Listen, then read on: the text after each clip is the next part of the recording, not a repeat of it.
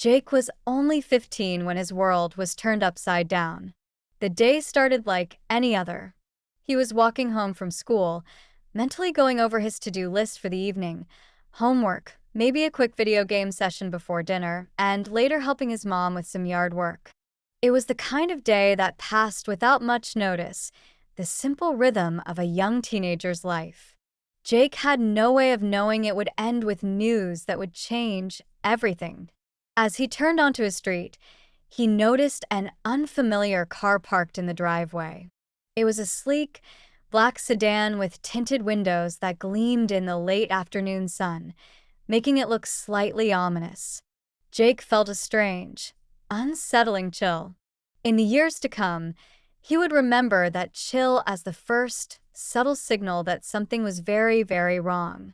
When he walked into the house, the scene was different from anything he could have imagined. His mother, Clara, was sitting at the kitchen table, her face pale and streaked with tears.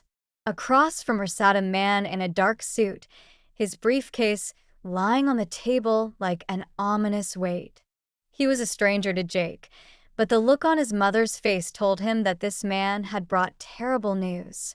When Clara saw Jake standing in the doorway, she gave him a broken, tearful smile, but her eyes were red and hollow. "Jake," she whispered, her voice barely more than a breath. "There's been an accident." She didn't have to say more.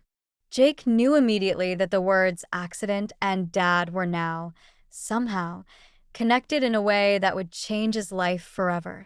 The man in the suit introduced himself as Mr. Aldridge, a lawyer representing his father's estate. As the lawyer explained the situation in low, measured tones, the details felt surreal, slipping past Jake's understanding as if he were underwater, trying to hold onto the words floating past him. His father, Robert, had been away on an extended business trip, but he'd never imagined this trip would be his last. There had been a collision on a highway far from home. His father hadn't survived. Jake felt himself go numb as he took in the words. His mother reached out, squeezing his hand tightly, but he barely felt it. He looked at Mr. Aldridge, whose expression was serious yet sympathetic, and tried to wrap his mind around the words. The lawyer's face was a blur as he continued, explaining the legal matters, the inheritance, and the specifics of what Robert had left behind. As Mr. Aldridge spoke, he reached into his briefcase and pulled out an envelope, sealed and addressed to Jake in his father's handwriting. Holding it in his hands, Jake felt the weight of it, a letter his father would never read to him, words he would never hear aloud. A part of him wanted to rip it open, to see what his father had written, to find some comfort in whatever words he had left behind. But another part of him felt paralyzed by grief and fear, unsure if he could handle reading what would be, essentially, a goodbye. In the days following his father's death, Jake learned more about the inheritance his father had left him. Mr. Aldridge explained that his father had not only left him the house, but also a small collection of investments and a college fund. It was a lot for a 15-year-old to process. Here he was, a teenager who had just started high school, suddenly handed a future that had always been held by his father. Jake had grown up in this house, where every corner held memories, from the faint marks on the kitchen wall measuring his height each year to the living room carpet worn from hours of wrestling with his dad on lazy Sunday afternoons. The idea that this home, his sanctuary, was now in his name was hard to comprehend. In those early days, Clara did her best to be strong for both of them. She cooked meals, paid the bills, and tried to make life feel as normal as possible. But grief has a way of changing people, even those who seem resilient. Over the following weeks, Jake saw subtle changes in his mother. She was always on the phone, often with hushed voices, discussing things he couldn't quite understand. He heard her mention terms like appraisal, liquidity, and equity, words that seemed foreign and out of place. Sometimes, He would catch her slipping documents into drawers when he walked into the room. The little things started to add up, making Jake feel like an outsider in his own home. One evening, as Jake went to get a glass of water from the kitchen, he overheard Clara speaking in an agitated whisper. "Yes, but the house is technically Jake's," she said. "I just need more time to figure this out." When she noticed him standing there, she quickly ended the call and forced a smile. "Oh, Jake. I didn't hear you come in. Just dealing with some paperwork." But Jake could sense something was off. There was a distance growing between them, a sense of mistrust that he didn't understand but couldn't shake. Jake tried to ignore it, focusing instead on his studies and spending time with friends, hoping that this strange tension would disappear. But as time went on, Clara's behavior only grew more erratic. She started coming home late, and when she was home, she was distant and distracted. Family dinners became rare, and when they did happen, the silence between them was heavy and uncomfortable. Jake felt like he was losing not only his father, but also his mother. One day, Jake found a stack of documents on the dining table, carelessly left out. Curiosity got the better of him, and he glanced at the top page, his heart sinking as he read the title, Notice of Property Evaluation. His mind raced. Was his mother planning to sell the house? The idea was unthinkable. This was his home, filled with memories of his father, the one place where he felt connected to the family he'd lost. When he confronted Clara about it, she brushed off his concerns with a dismissive laugh. "It's just a precaution, Jake," she said. "There's nothing to worry about." But her reassurance felt hollow, and Jake's suspicions only grew stronger. The tension between them reached a breaking point a few weeks later. Jake found a hidden box stuffed behind some old jackets in the hall closet. Inside, he discovered letters from various banks and attorneys, crumpled documents that looked like they'd been read and reread a dozen times. And there, among the papers, was a note in his father's handwriting. It was simple, but the words made his blood run cold. For Jake. "Hold on to what's yours." His father's message felt like a warning, a plea from beyond the grave urging him not to let go. Jake clutched the note tightly, feeling a surge of determination mixed with fear. He knew he had to protect the legacy his father had left him, but he wasn't sure how to go about it. Clara's behavior was growing more unpredictable by the day, and he was terrified that she might do something irreversible. A few days later, Clara made a shocking announcement. She sat Jake down at the kitchen table, her expression tense. "We're going to sell the house, Jake," she said, her voice tight. "I've found us a new place, a fresh start." Jake was stunned, the words echoing in his mind.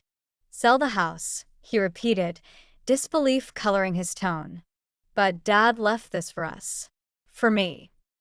"It's just a house, Jake," she replied, her eyes avoiding his. "You need to let go." But for Jake, it wasn't just a house. It was a symbol of his father's love, a reminder of the life they'd shared. He tried to argue, to reason with her, but Clara's mind was made up. She was adamant, and he could see that she was willing to sacrifice his feelings for her own vision of the future. In the days that followed, Jake's desperation grew. He tried to find ways to stall the sale, but Clara held all the cards. She was his legal guardian, and despite the house being in his name, her decisions carried the weight of authority. Feeling helpless, he retreated to his father's study one evening, clutching the note he'd found, rereading the words over and over. "Hold on to what's yours." As he sat there, a glimmer of hope sparked in him. He remembered the stack of documents he'd found with his father's note.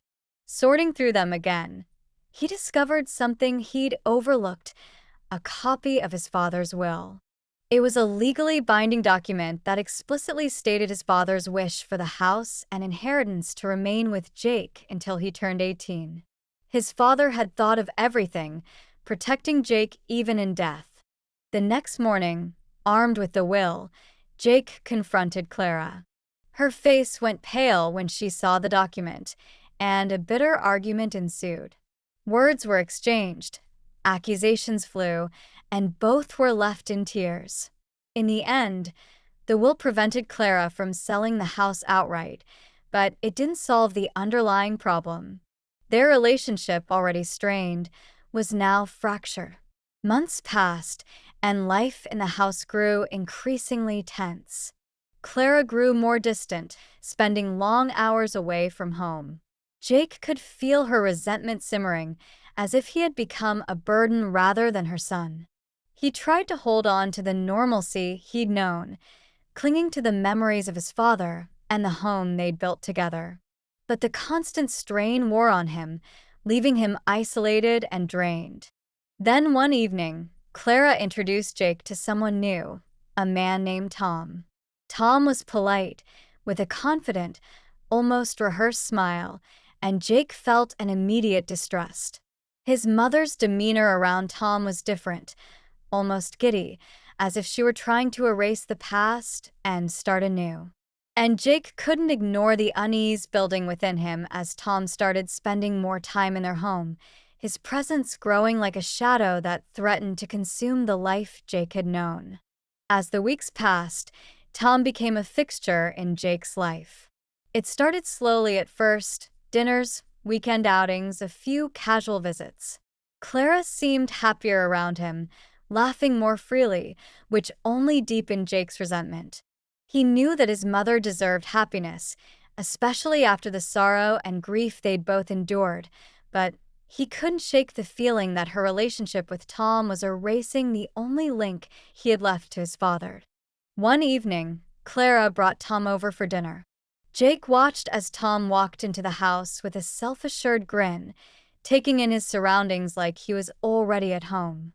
Jake sat stiffly across the table, his fork hovering over his plate as he listened to Tom's stories about his life, his job, his ambitions.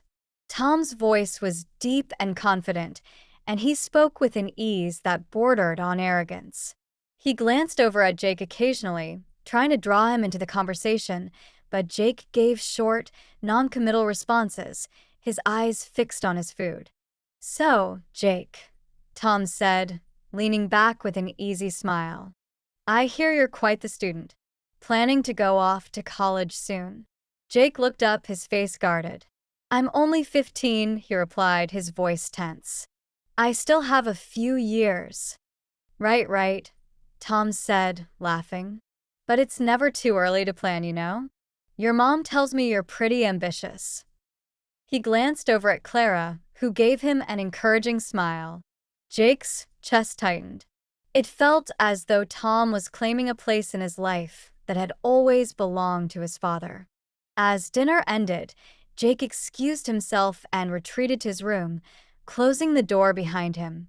He could hear Tom's laughter echoing down the hall as he told Clara another story, and the sound filled him with a sense of helpless anger. It was as if Tom was replacing his father bit by bit, like an unwelcome shadow overtaking the familiar, cherished spaces in his life. Over the next few months, Tom's presence became even more pronounced. He was there almost every evening, helping Clara with household chores, rearranging furniture, and even offering to help Jake organize his things. Jake's sanctuary, his room, filled with reminders of his childhood and his father, was slowly changing, becoming something he hardly recognized. One Saturday afternoon, Jake returned home from a friend's house to find that Tom had moved his belongings around in the living room, his trophies from baseball lined up in a neat, almost clinical row on the shelf. He felt a surge of anger, his hands clenching at his sides. "Why did you touch my stuff?" he demanded, glaring at Tom. Tom looked up from where he was sitting on the couch, completely unfazed. "Oh, relax, kid. I was just trying to make the place look a bit more orderly. You should be proud of these trophies," he added with a smirk. "They show that you've accomplished something." Jake's jaw clenched. He wanted to tell Tom that his achievements weren't for him to admire or rearrange. They were personal, tied to memories with his father who had always cheered him on at every game. But he held his tongue, knowing that any confrontation would only make things worse. When Clara walked in and saw the tension between them, she tried to smooth things over, urging Jake to appreciate Tom's efforts to help. Her words stung, and Jake felt the resentment grow deeper, gnawing away at the bond he'd once shared with his mother. But the real turning point came when Clara announced, casually one morning over breakfast, that Tom was moving in. "It'll be good for all of us," she said, smiling at Jake. "Tom can help around the house, and I won't have to worry as much." Jake's stomach churned. The idea of Tom becoming a permanent fixture in their home was unbearable. This was supposed to be his house, a place of safety, of cherished memories. His father had worked so hard to provide them with this life, to leave behind a stable future for him. And now, this stranger, this intruder, was going to live here, to claim a space that had always been sacred to him. "Do I get a say in this?" he asked, his voice tight. Clara looked at him with a mixture of surprise and disappointment. "Jake, I know this is a lot to process," she said gently, "but I think you'll come to see that Tom is good for us. You need a male role model." Jake clenched his fists under the table, swallowing back the bitter retort that rose in his throat. His father had been all the role model he'd ever needed, and the implication that he was somehow deficient without Tom made him feel both hurt and furious. He stared down at his plate, refusing to look at her. Tom moved in later that week, bringing with him an assortment of furniture, decorations, and, worst of all, his 2 children. Dylan, a smug, athletic 17-year-old, and Lily, a quiet 13-year-old with an air of superiority, arrived with boxes and bags, immediately claiming spaces in the house that had once belonged solely to Jake. Dylan wasted no time in asserting himself. He wandered around the house with a casual arrogance, commenting on the old-fashioned decor and suggesting changes. "You know, Jake, this place could use a bit of modernizing," he said one day, glancing around the living room with a critical eye. "It's kind of dated." Jake gritted his teeth, struggling to keep his composure. "It's fine the way it is." Dylan laughed, shrugging. "Suit yourself. Just saying a little change wouldn't hurt." As the weeks went on, Jake's life felt like it was unraveling. Tom's house rules became increasingly strict, dictating everything from what time he had to be home to where he was allowed to go on weekends. Any attempts to argue were met with lectures from Tom and cold indifference from his mother, who seemed to have fully embraced her new life, placing her loyalty firmly with Tom and his children. The most painful betrayal came when Jake overheard Tom talking to his mother one evening about selling the house. "We should think about what's best for our family, Sarah," Tom was saying, his tone filled with fake warmth. "This place is too big, too outdated. We could sell it, buy something newer, somewhere that feels like a fresh start." Jake's blood ran cold as he heard his mother respond with a hesitant, "I don't know, there's so many memories here." But she didn't sound as resolute as he had hoped. Tom's influence had crept in so deeply that even the idea of selling their home, the home his father had left them, wasn't out of the question. That night, Jake confronted his mother, his voice trembling with emotion. "Mom, you can't sell this house. Dad left it for us. It's the only thing I have left of him." She looked at him with a mixture of frustration and pity. "Jake, I know this is hard for you, but sometimes we have to let go of the past. Tom's right. We need to move forward. This house is just a house." Jake felt a tear slip down his cheek, but he quickly wiped it away, not wanting her to see his vulnerability. To him, it was far more than a building. It was the last connection he had to his father, a symbol of the life they'd shared and the love that had once filled their family. and now it was slipping away. Over the next few days, Jake's despair deepened. He felt like he was suffocating, trapped in a home that no longer felt like his own. Every room, every piece of furniture, every cherished memory was overshadowed by Tom's presence. His mother, once his ally, seemed like a stranger, her gaze distant, her priorities shifted. Then, on a particularly bad day, Dylan crossed a line. Jake came home to find his room ransacked, his belongings thrown haphazardly on the floor, and his cherished baseball trophies knocked over. Standing in the middle of the mess was Dylan, holding Jake's favorite baseball glove, one his father had given him, as if it were nothing more than a cheap trinket. "What are you doing?" Jake shouted, anger flaring as he stormed into the room. Dylan looked up, smirking. "Relax, Jake. It's just stuff."